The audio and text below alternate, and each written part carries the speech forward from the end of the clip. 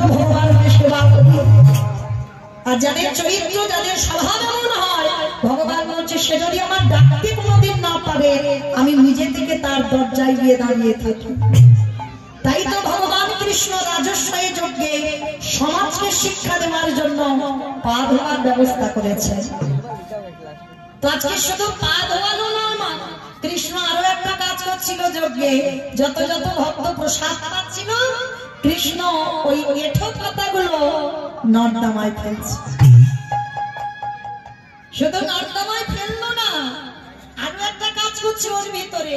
ওই এঁঠো পাতাগুলো যখন ফেলতে যাচ্ছে না, আড়ালে সেখানে কেউ নেই, আর ভক্তরা যারা আমরা প্রসাদ পাই, ওই পাতাতে এঁঠো লেগে থাকে না, কৃষ্ণ আড়ালে গিয়ে ওই এঁঠো গুলো নিয়ে আজকে সারা গায়ে মাখছে। যুধিষ্ঠির মহারাজ দেখে বলছে দূর থেকে, কৃষ্ণ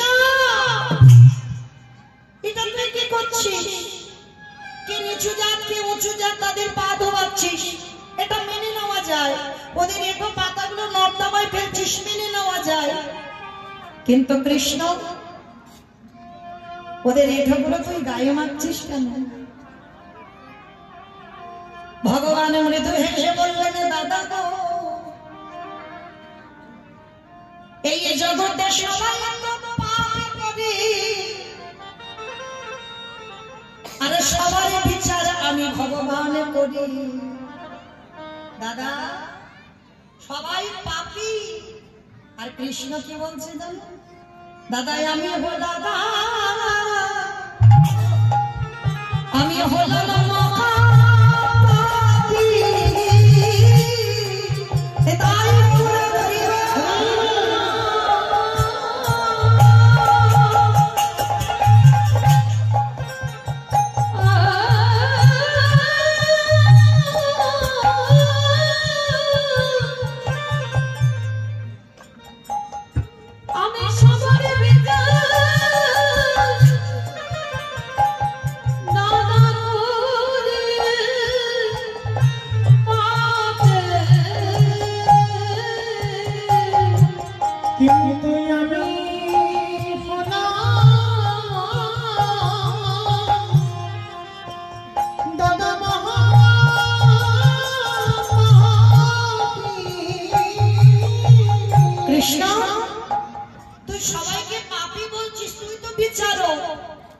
দাদা আমি তো সবার বিচার করি, আর যে বিচারক ভুল করে তার বিচার করবে কে?